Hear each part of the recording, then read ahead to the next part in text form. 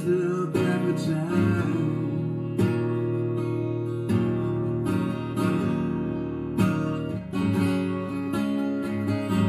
And yet I find this battle all alone.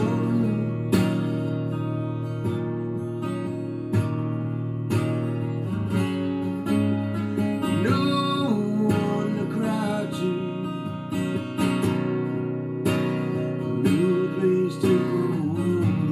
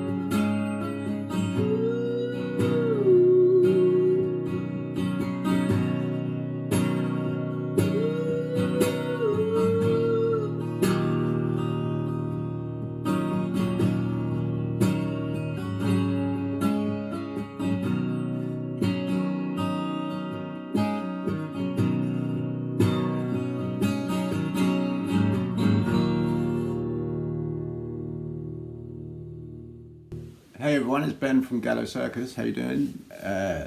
Will's asked me to do these 20 questions, so let's crack on, shall we?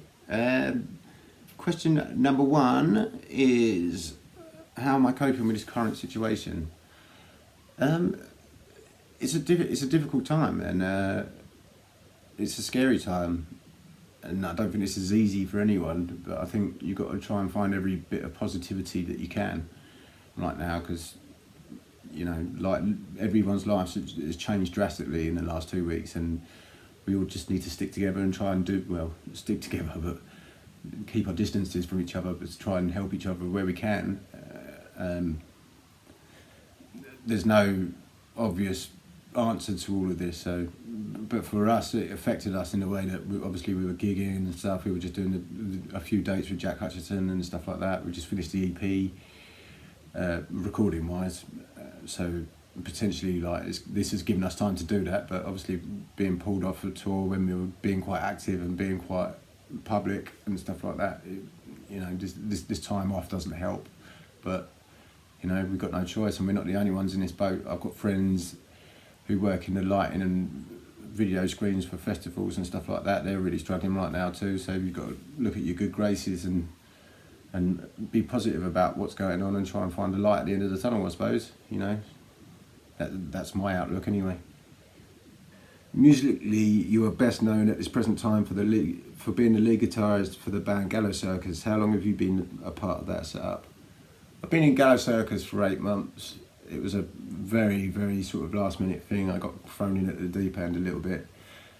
I'd certainly watched the band several times before.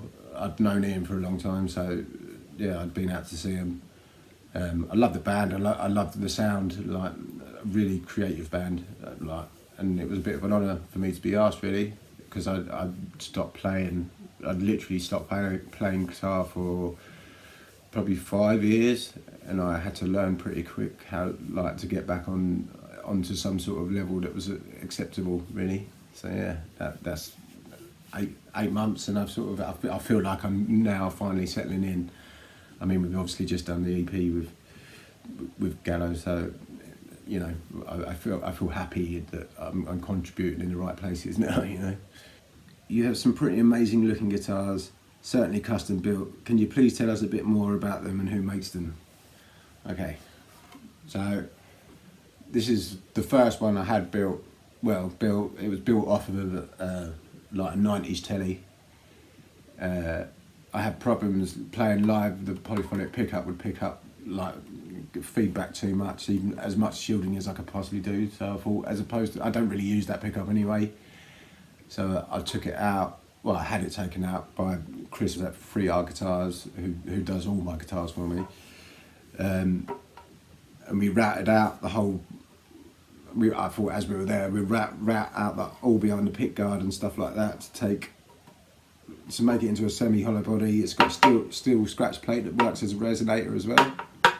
And yeah, I use this particular guitar for open tuning, just because having a Bigsby on anything, it's a little bit unstable. So I'd rather use this for the moments that I know it's going to stay in tune. It's more the guitar, not the work that's been done to it. It's got some trick wiring in it. It's got a kill switch in the middle. What else does it do?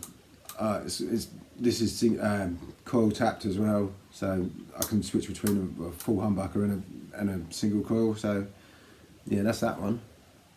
And then I was speaking to Chris about building something complete, and my idea was I wanted a completely hollow guitar with a hand beaten. Well, I didn't specifically say hand beaten copper, but that's what he did. This is what he created, and this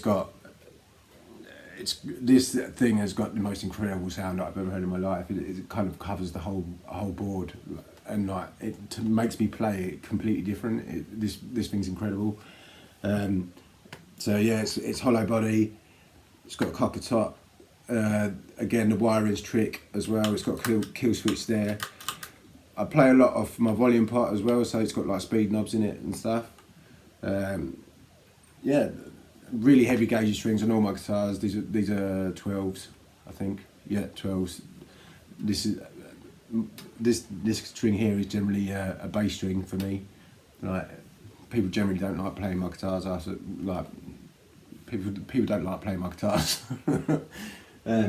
Yeah, so Chris Richards of 3R Guitars, he does all the work for me.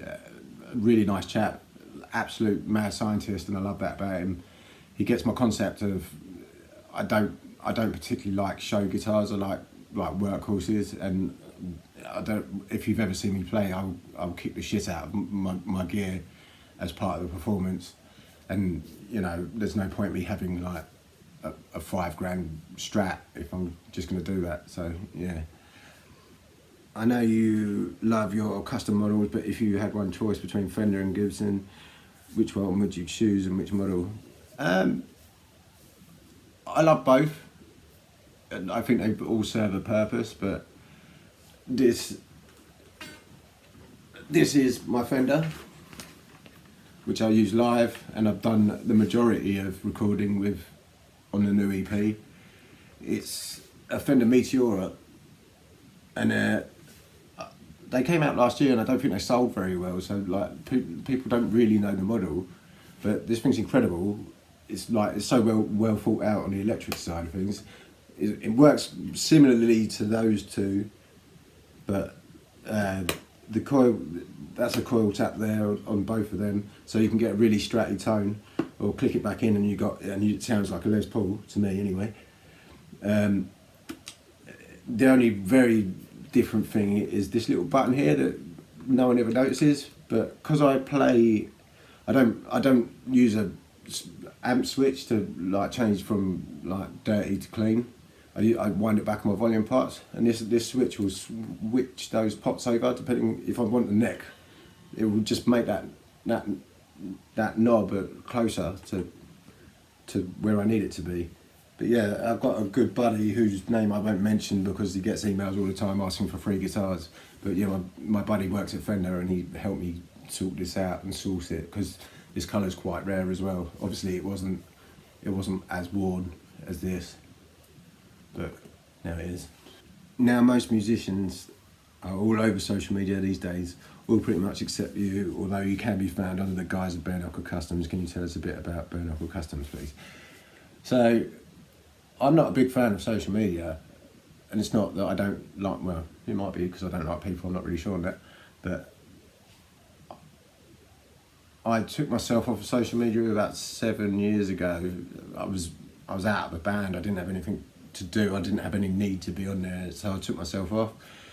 So I started up an art company, which was Bearknuckle Customs, and then obviously I needed to get back onto social media to promote that. But Bearknuckle Customs was something to help me a little bit, because I didn't really know what to do with myself after being in a band prior to Gallows and having that gap and not having anything to do. So I started painting, airbrushing, and it turned into a lot bigger thing than I ever sort of anticipated it to be. I mean, I now paint custom motorbikes and hot rods and stuff like that, and it's a pretty cool job, to be fair, and I'm blessed to have it. But yeah, it does force me back onto social media, which is not really my thing, but I think it's funny just to shout abuse at my friends every now and then on their comment board or whatever. But other than that, you know, I'm not really interested in what people are eating. Obviously, like right now, it's a great thing because obviously you can stay in touch with everyone and stuff like that. But prior, you know, if I could be out and talking and enjoying my night as opposed to sitting indoors watching everyone else have a good night, that to me was the best option for me, you know. Okay, during this current crisis, people of all areas of expertise and backgrounds that are unable to do their normal job or hobby, etc., are coming up with some really unusual and wonderful alternative things to keep busy, and I would imagine to keep sane. Also, we all have to adapt and find other ways of making a living. Recently, you've been doing a piece of artwork a day to auction off as part of the winning bid, going to yourself as the artist, the musician in the artwork, and to support the NHS service. How's that been received? So, yeah, I started doing this, like a painting a day of a musician, especially someone on our circuit, as opposed to like painting big musicians, because I never wanted to do it as a profiteering thing. It was more, I wanted something that was going to help my mental health, because I knew if I sat with idle hands for too long that I'd really struggle. So I've got a distraction every day, something to do every day. I can't wallow in my own self-pity, otherwise I can go too far the other way in my personal life. So yeah, I thought I could do something for myself whilst giving something back and be selfless, because that's not something that we generally get to do. And let's face it, we've got the time to do it at the moment. So yeah, it was about me giving something back in this situation, and you know, it's been incredible. Some of the comments and the little community that's built around it, and every day everyone's waiting for the next piece. And it's a great thing, you know, and it sort of found a little piece of my heart that like makes me smile every day. So yeah, that's where I'm at with that. You are obviously very talented in the artwork produced. Is this something you have always done alongside music, or is it more of a steady job compared to music? First things first, everything's a steady job being compared to music. It's a given. I wouldn't want to do art full time.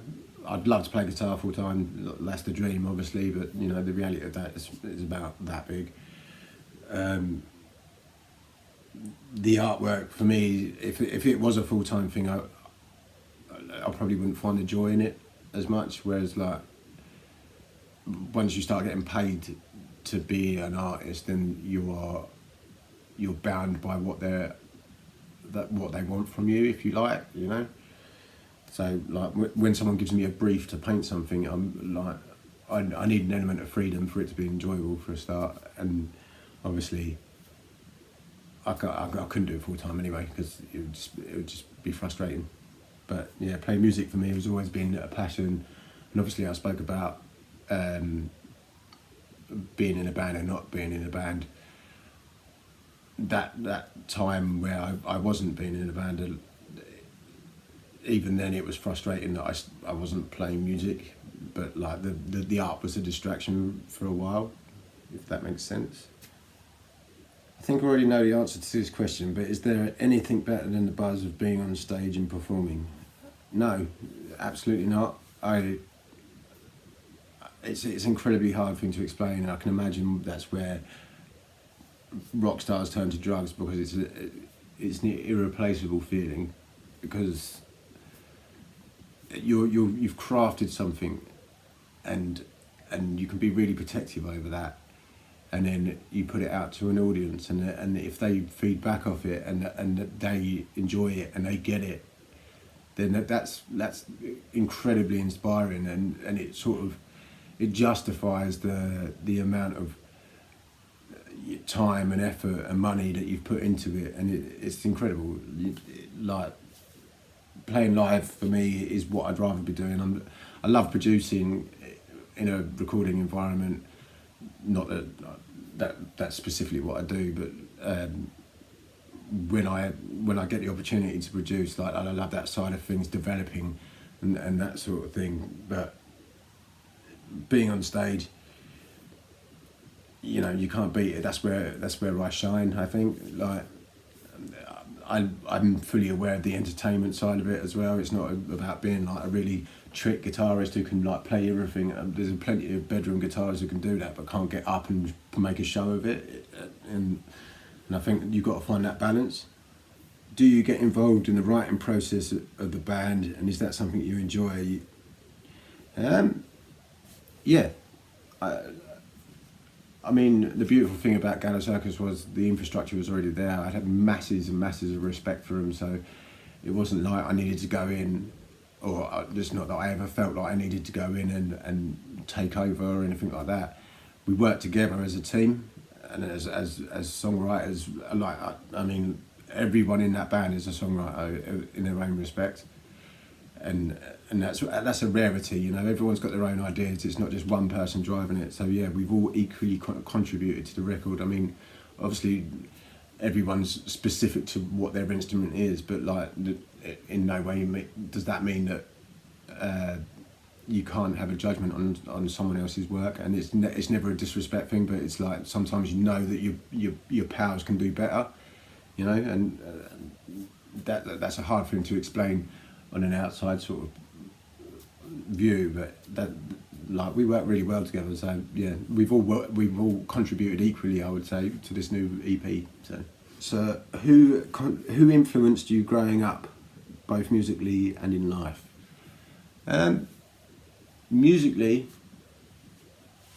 I heard Stevie Ray Vaughan's Texas Flood when I was 15, and it opened my eyes to what was actually possible. Well, not necessarily possible to play like him, but how you can keep going and trying, and you can create something that is just absolutely stunning. Like Stevie Ray Vaughan, to me, he could play.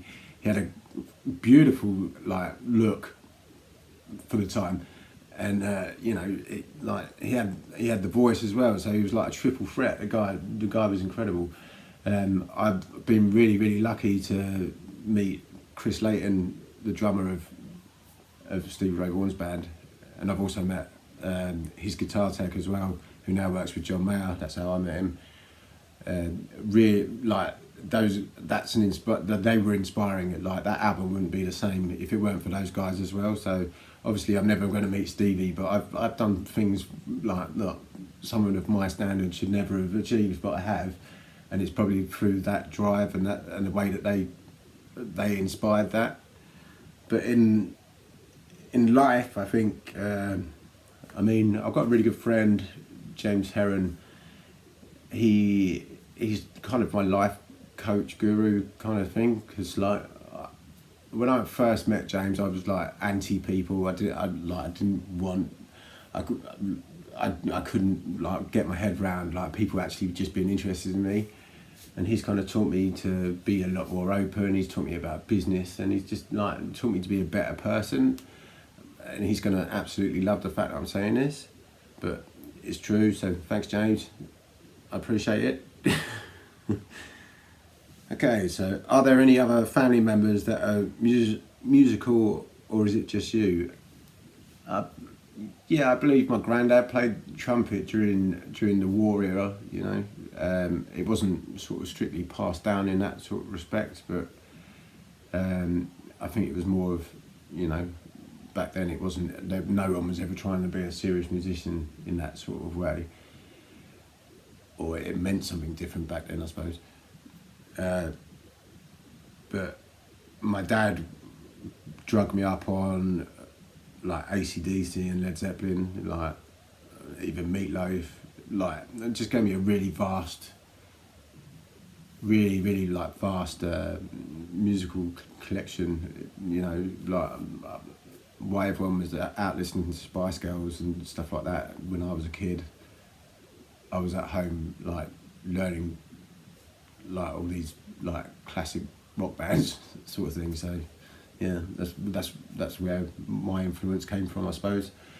Just, and the fact that I was a weird kid, and I was probably better off staying in my bedroom throughout my youth until I grew up a bit, I suppose. As a guitarist, do you have any favourite pedals or pedal board setup? I could run a clean pedal board. I could have a tuner, and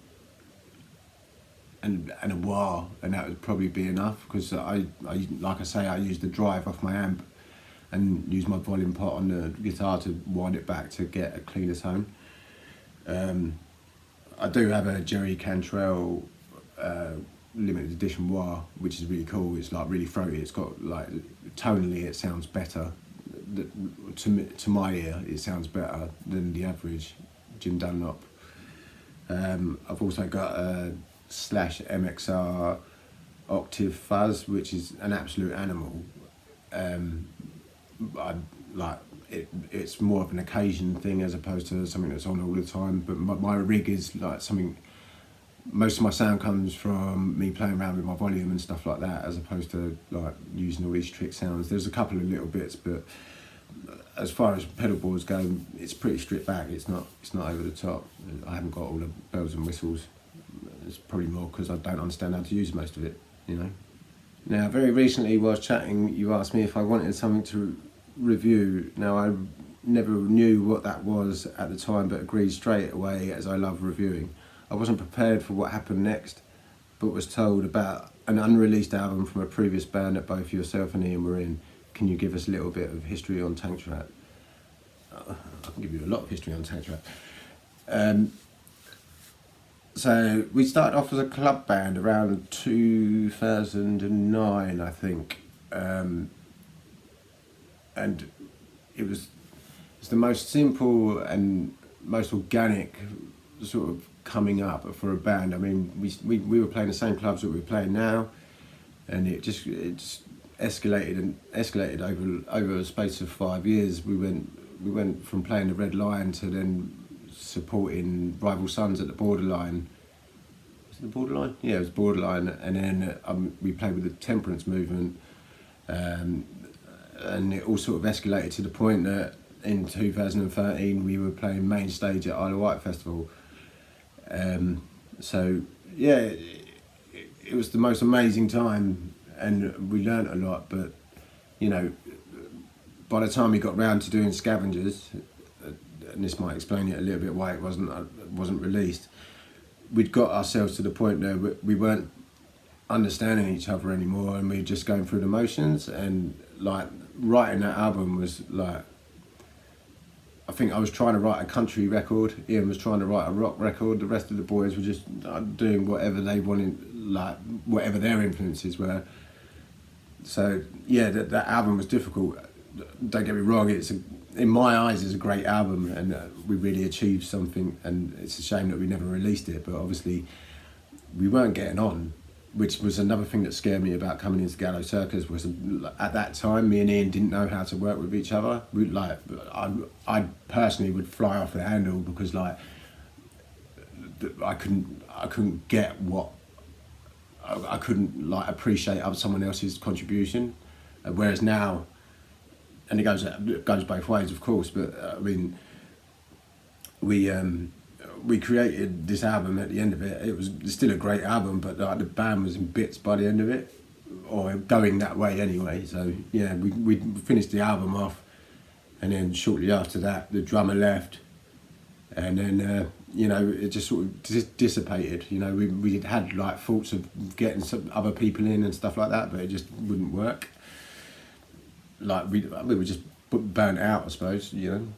Not that we were like heavily gigging, but it was just like it was like the maturity level wasn't there to sort of deal with general chit chat with each other. Like everyone took everything personally. So yeah, so which is not the case now. Which like it's incredible to like work with Ian again. Like I consider him as one of my best friends, and then you know like we work together now as opposed to against each other, which is a great thing. So yeah, that's what's happened. And that's what happened there. Now the big question on everyone's lips after my recent review is, will we ever see Scavengers released? One, I'd have to discuss it with the original band to see how they felt about it.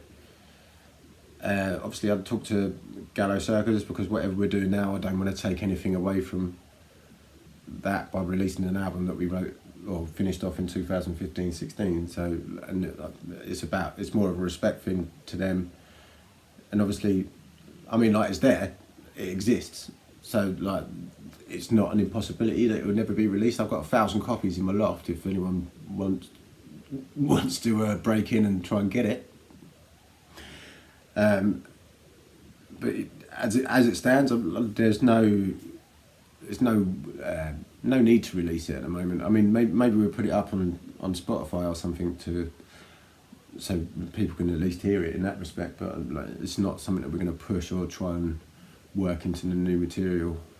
You know, it certainly won't. None of those songs will appear on a Gallows Circus record because it's just a different band, and we don't need to use it. But that was a labour of love, though. So I still feel very personal to it, but you know, time moves on and you've got to move on with it.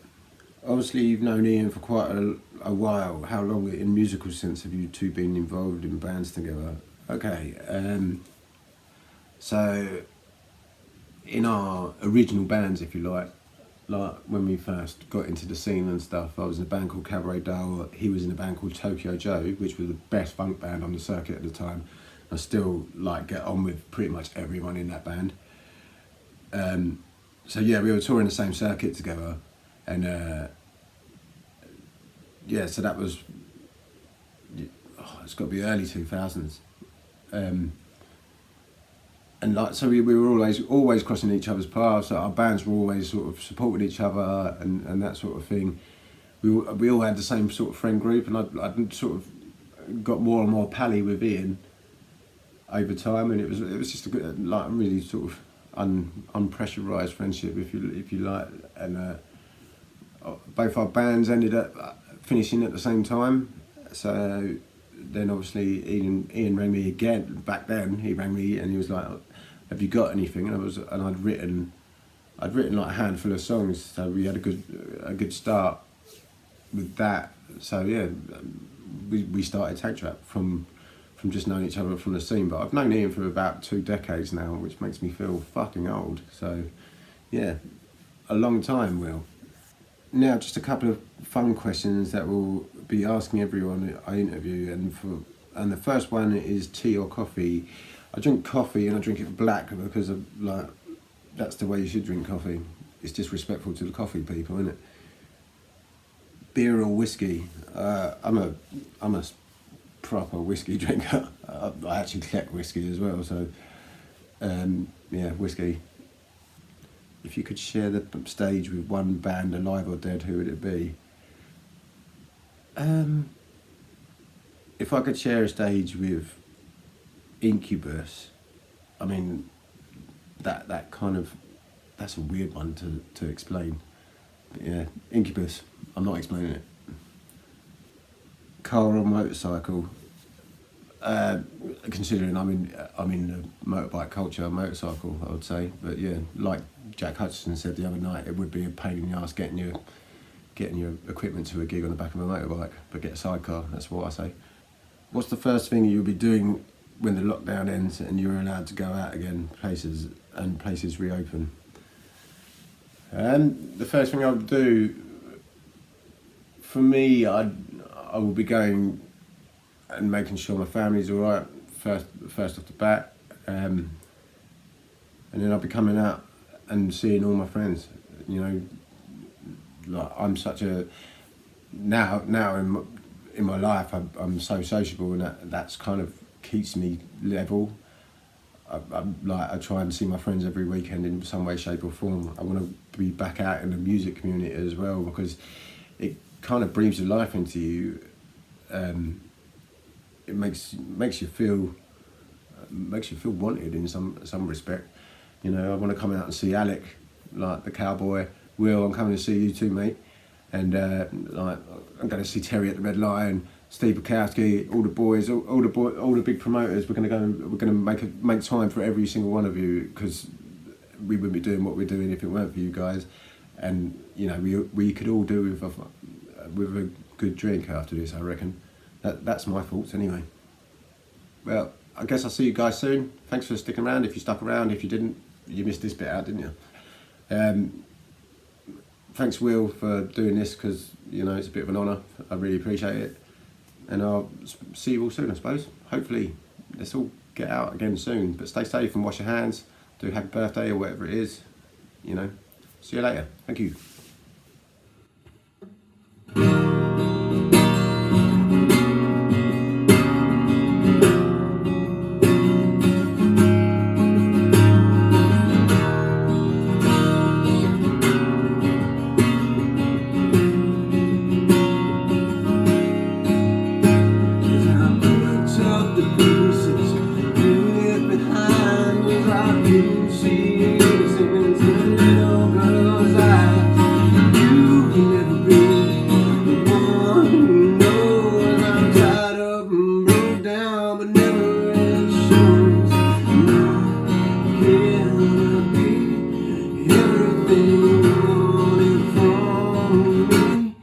And I can see as far as I want it.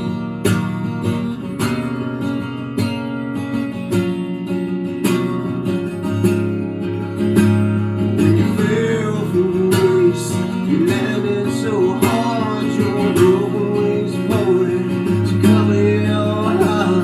And I will never be the one from the core. I'm good at shadow, but you fill the hole.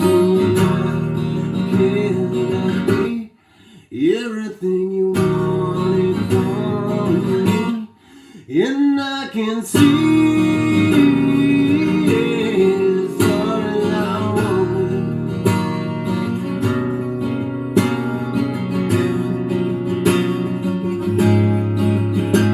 When I gave up on politics, purity and lies, I fixed all the things that you for the wise. And I will never be one from the cold. I'm burned out and shattered, but you feel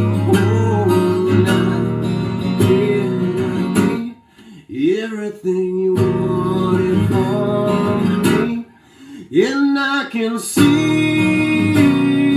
as far as I want.